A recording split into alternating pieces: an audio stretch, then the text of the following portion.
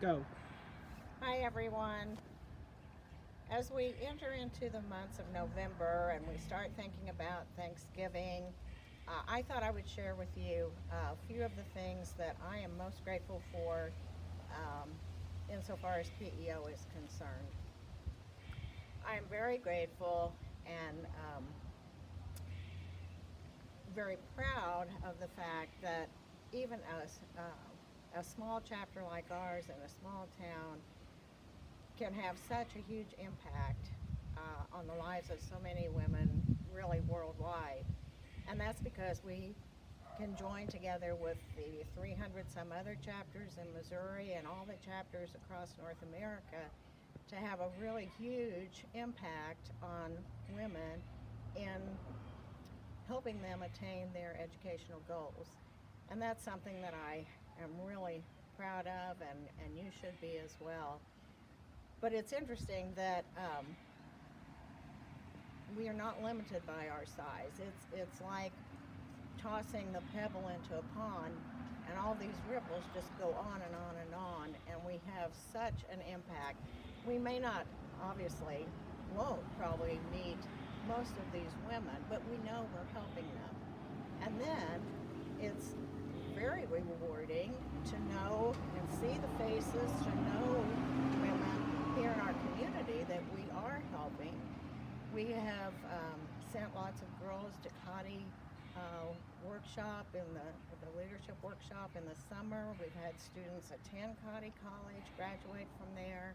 We've helped numerous women with PCE grants to continue their education, women who are obtaining their postgraduate degrees with ELF loans. We've made those available. We know these women. We keep in touch with them. And of course, with our local scholarship, we've helped so many girls here at our own high school, graduating seniors, with their educational goals, going on to college and various schools. So it's very rewarding, and I am so grateful for the opportunity to be a part of an organization like that. I'm also personally very thankful that I've been able to be in committees, to hold offices, and this past year and a half that I've been president has been really a joy. And I think I have gained much more from it than I've helped the chapter, because it's allowed me to grow as a person, and I'm very grateful for that. So to share a few Thanksgiving traditions with you, I would have to say that my earliest recollection is of our traditional dinner at home when I was a little girl growing up. And as many of you know, my father passed away when I was very little, so it was just my sister and me and mother. And mother was working outside the home, of course, which was not so common in the 1950s.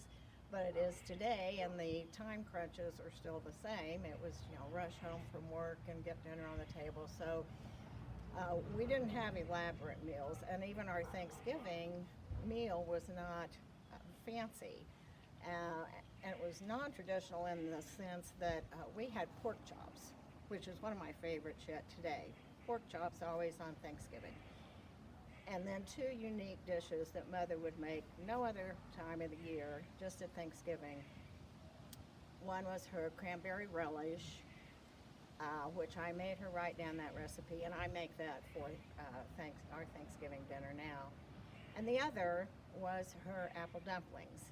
And alas, I have not been able to replicate the apple dumplings because I can't even make a decent pie. And Mother would whip out pies before church and Sunday school on Sunday. She was that kind of a pie maker, but I did not inherit that. So that led to tradition in my family.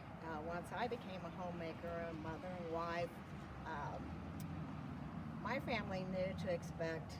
We would have pie, but it was always with an assist from Mrs. Smith. So our tradition is that wonderful Mrs. Smith's pumpkin pie and Mrs. Smith's cherry pie on Thanksgiving. And then the third tradition that is special to me involves my obsession with decorating my house with seasonal decor. So I love to decorate for fall, and I'm a traditionalist, so I want the fall decorations still up for Thanksgiving, okay? I don't want the Christmas tree, I don't want Christmas decorations yet. I want it to be focused on Thanksgiving, which is fine, except it presents a big time crunch. So what began to happen was that each year I would take some time off work after Thanksgiving to begin that process of taking all the fall decor down, putting it away, cleaning the house, and then decorating the house with Christmas decorations before it got too late in December. So that just became a tradition, and people at the office could just count on that and pretty much pencil in that Brenda would be taking annual leave the week after Thanksgiving. And it was something I looked forward to and I enjoyed, and now I should have more time, obviously, but I still end up in these time crunches. Anyway, those are just some of my Thanksgiving traditions, and I know you have special traditions, and they're probably going to have to be somewhat modified this year. The pandemic has done lots of strange things that we've had to learn to live with and work around. But I do hope that you're able to gather with family and friends in some fashion, whether it's virtual or sitting around the big table. And as you share gratitude, you gather gratitude, I hope that you will consider sharing generously also with your PEO chapter. We are embarking on a fundraising effort these first couple of weeks in November. So I would just urge you to remember that we want to continue our efforts and these projects and the good things that we do.